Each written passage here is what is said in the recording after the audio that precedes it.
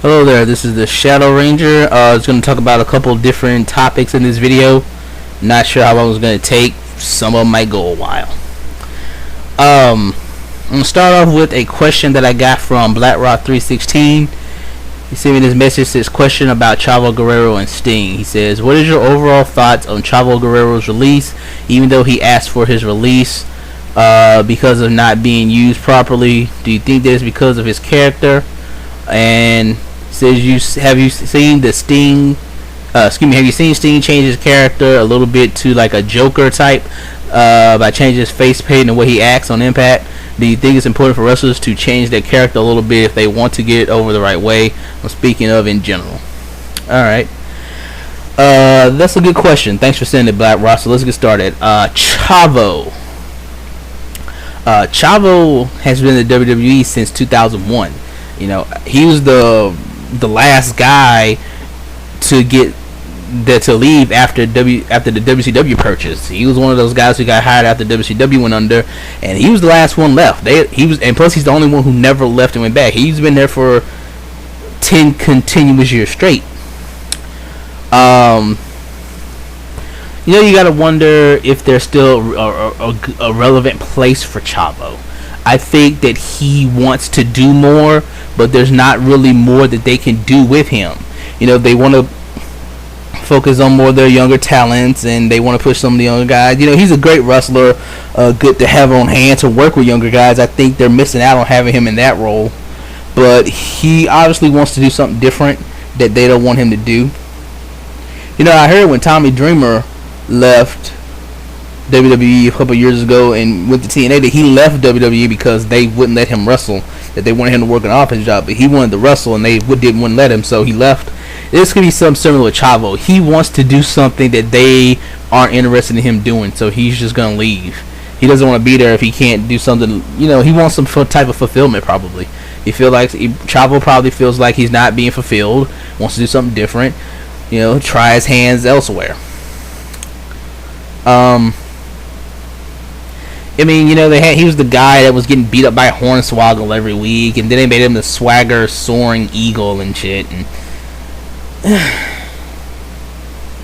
it happens. It just feels like there just hasn't really been a place for Chavo lately for a while now. So he decided to see what else is out there for him. And he's a Guerrero. He's very famous. There's always places he can work. He could go to Mexico and probably do very well there.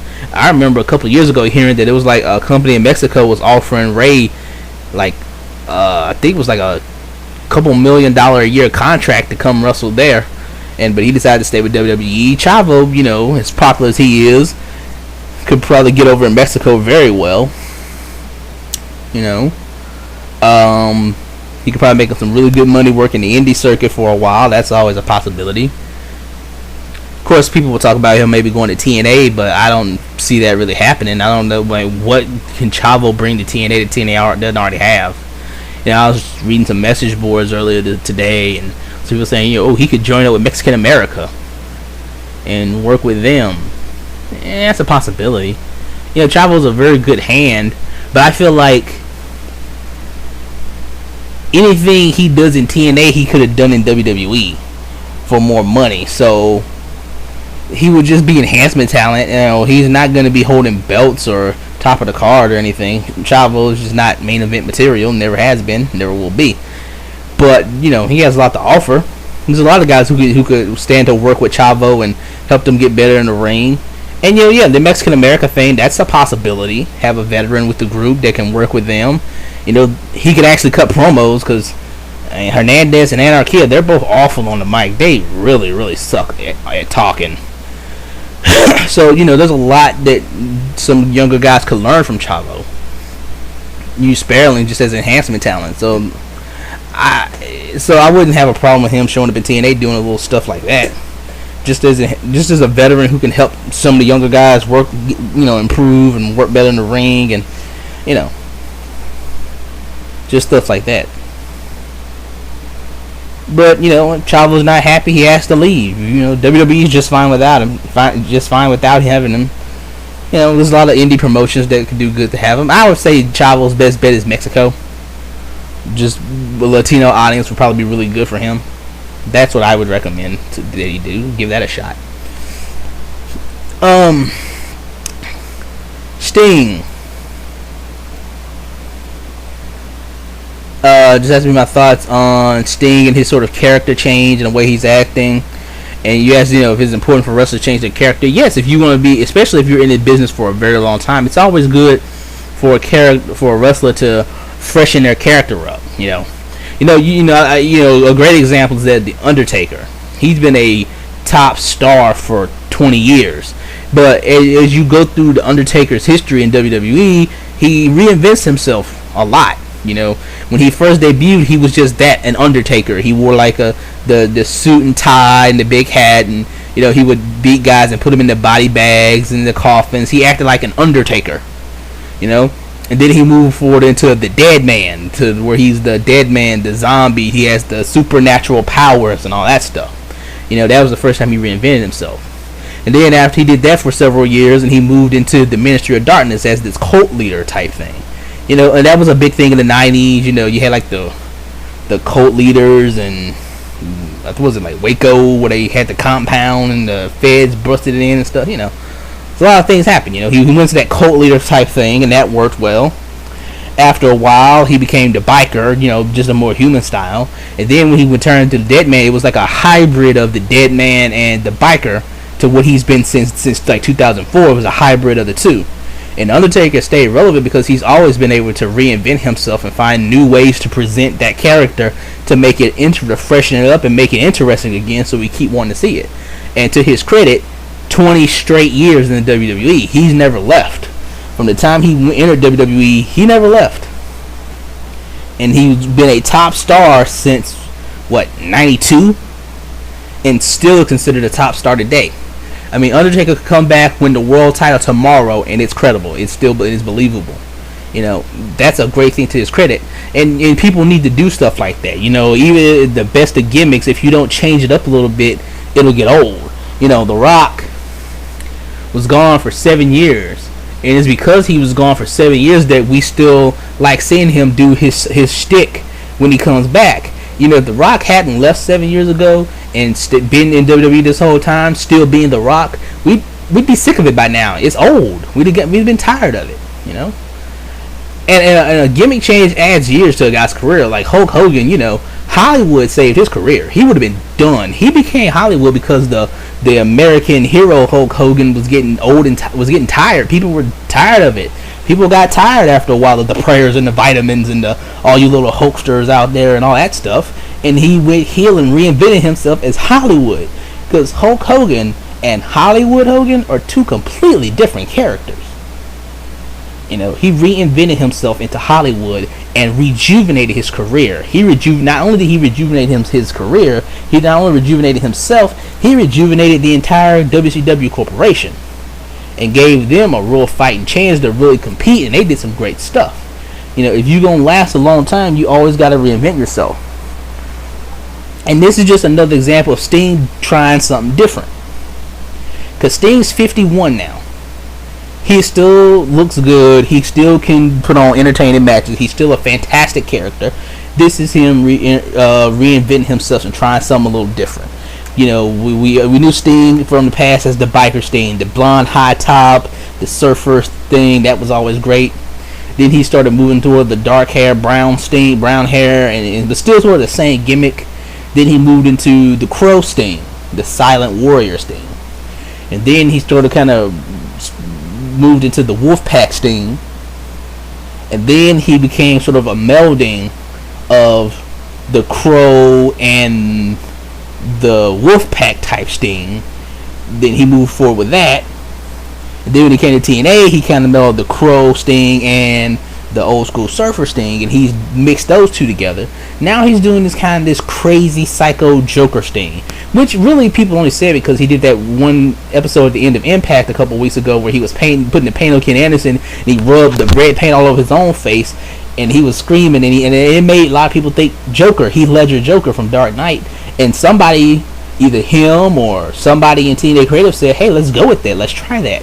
And then he came out to fight Anderson at the pay-per-view, and had like his black mouth front. You know how Joker has like the smiley face paint in red. He has like a black brown, a black frowny face thing, going more of a crazy Joker like Sting and doing the evil laugh. And I love it. I've been loving it. The crazy Sting. I want to do more with it.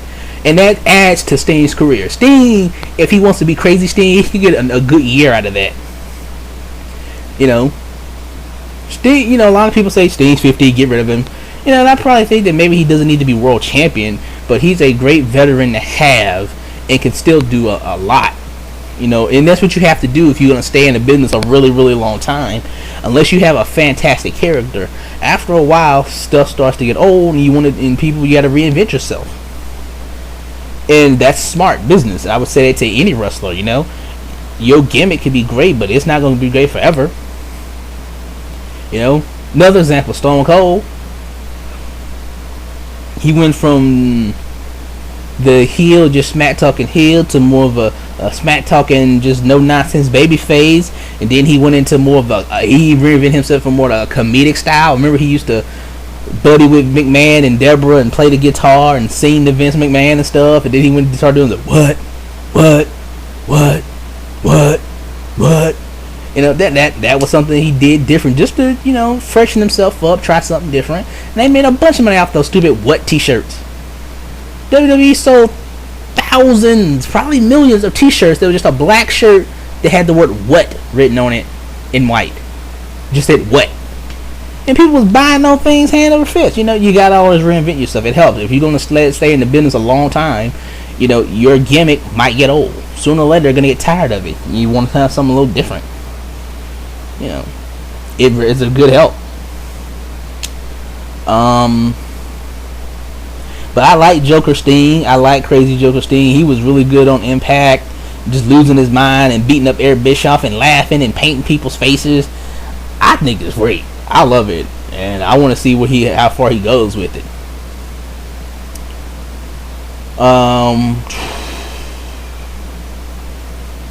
Yeah, that's all I'll say about that. So Black Rock 316, thank you for the question.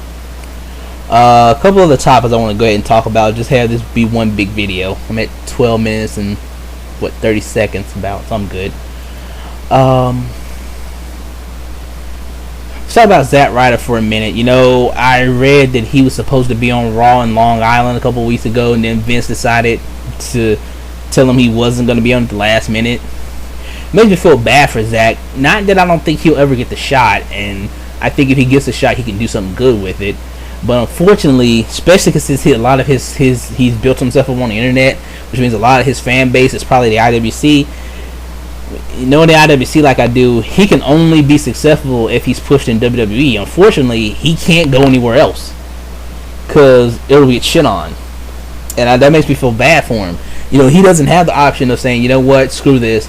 He doesn't have the option of saying, I know that I'm good, I know that I have talent, I know that I can be something great, and I can make money and be a star. And if you, Vince, you're not going to give me the opportunity, I'll go find somebody else who will. Fortunately, in Zack's case, that's not going to work, because if anybody else pushes him, it's going to be shit on.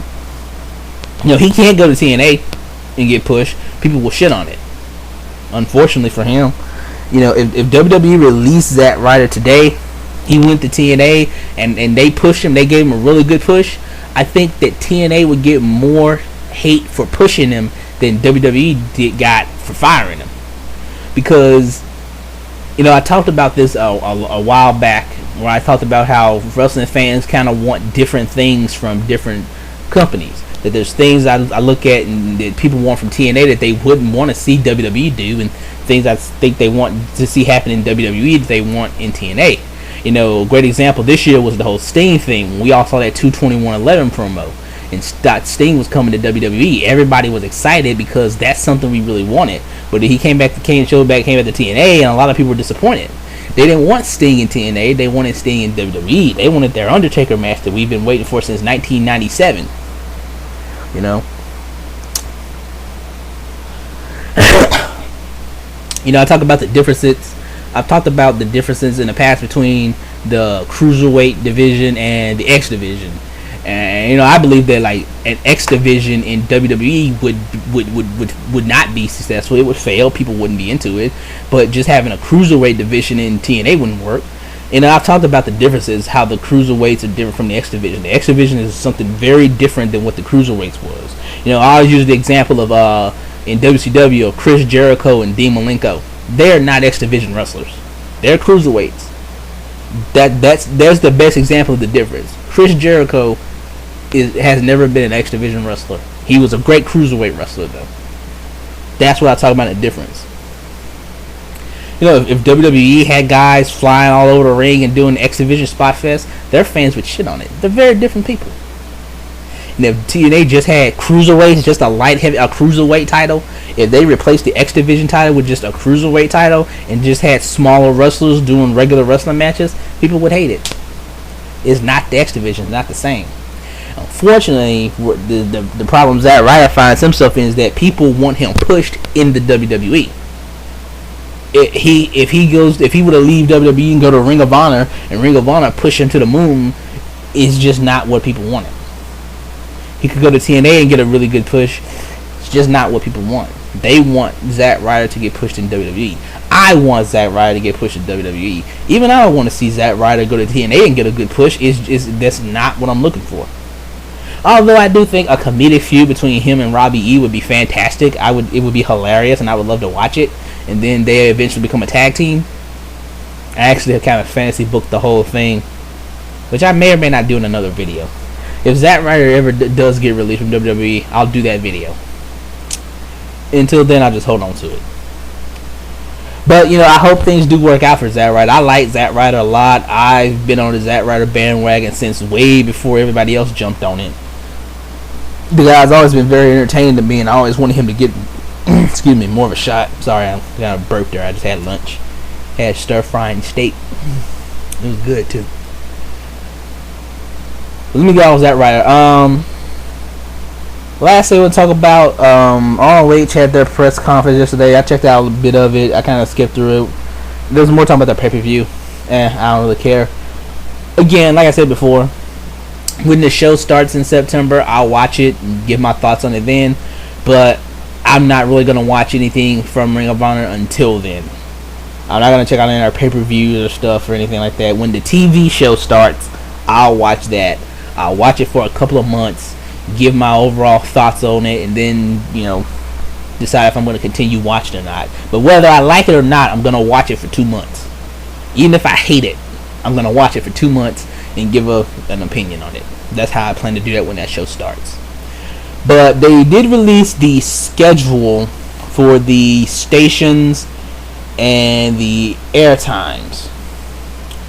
So we got 1, 2, 3, 4, 5, 6, 7, 8, 9, 10, 11, 12, 13, 14, 15, 16, 17, 18, 19, 20, 21, 22, 23, 24, 25, 26, 27, 28, 29, 30, 31, 32, 33, 34, 35. 35 cities across America are going to have stations that will be airing Ring of Honor show. So, 35 cities. That's not a lot. This is what I was talking about when I was saying, people, don't get your hopes too high when the people who are talking about they're going to, overtake TNA and become the number 2 promotion. Not only being on air in 32 cities. That's what I was talking about, I was saying, we don't know what cities they're going to have it in, what time it's going to be on, and, I'll start looking at some of these times, it's like, let me just look down this list. They got alphabetical order, look here, Baltimore, Saturdays at 10 p.m., Sundays at midnight. People got to go to work Monday morning. They're not staying up to midnight on a Sunday to watch wrestling. They got to go to work Monday morning. Saturdays at 9 p.m., Sundays at 11 p.m. in Birmingham. Buffalo gets it at 9 p.m. That's a good time. So that's good for Buffalo. Cedar Rapids, 3:30 a.m. Saturday, 3:30 a.m. Springfield, Saturday at midnight. Charleston, Sunday, 1 a.m. These are awful times, people. I mean, can any of you really tell me you're going to stay up to these hours to watch Ring of Honor. You know, the Lex man said in this video that if TNA was on at these hours, I would stay up and watch it. I'm like, no, the fuck I wouldn't. I'd download it the next day. Should I? As it is, I live in Korea, so I have to watch the show on YouTube anyway. I'm not staying up that late to watch it unless there's absolutely no other way. You can download the show the next day, watch it online. I mean, Cincinnati, Sundays at midnight. Columbus, Ohio, Sunday at midnight. Dayton, Ohio, 3 a.m. Sunday. Des Moines, Iowa, Saturday, 2 a.m. If any of you live in an area that's on this list, let me know what time it's coming on, which place you are and what time it's coming on. And I'd like to know, are you really going to stay up that late to watch it? Las Vegas, Saturday, 1 a.m. Madison, I think that's Wisconsin. Yeah, I think that's Wisconsin. Saturday, 3:30 a.m. Milwaukee, Sunday at midnight. Minneapolis and St. Paul, Sunday, 1 a.m. Pensacola and Mobile. Wait, is that Pensacola, Florida? No, Mobile's Alabama. Maybe there's a Pensacola in Alabama. I don't know. But it's Sunday at midnight. Nashville, Sunday, 1 a.m. and Saturday at 9 p.m. Yeah, I'll catch the Saturday one. Nashville. Nah, I get Memphis. Where I live in Mississippi, they get Memphis here. Oklahoma City, Saturday 9 p.m. and Saturday at 2 a.m. Peoria, Saturday 3 a.m. Portland, Saturday 1 a.m. Tallahassee, Saturday 1 a.m. Syracuse, Sunday 1 a.m. St. Louis, Saturday 1:30 a.m. These are awful time slots, man. That's what I'm saying, man. I'm not saying that this is not gonna do good for me, but this is step one. I just want the people who jump up saying, "Oh, they're gonna put TNA out of business in a year." No, they're not, people. It's gonna take time. I mean, this is a nice start because Impact was on used to be on 11 p.m. at some times, you know. But this is a good start. I would say that those of you who live in an area, try to watch it if you can.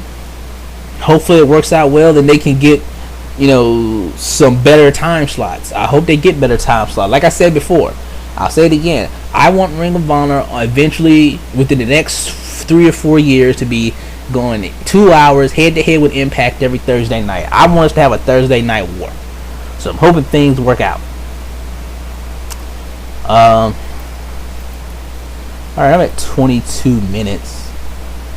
Anything else I want to talk about in this video?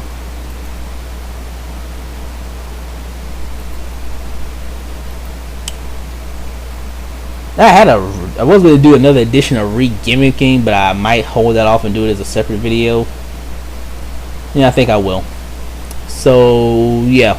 Let me go ahead and wrap this video up. Again, BlackRock316, thank you for the question. Anybody else has questions or topics they'd like me to talk about, send me a message and I'll talk about them. But until next time, this is the Shadow Ranger. Thank you for listening. If you like my videos, please subscribe. Follow me on Twitter at TJSMITH3. Have a nice day.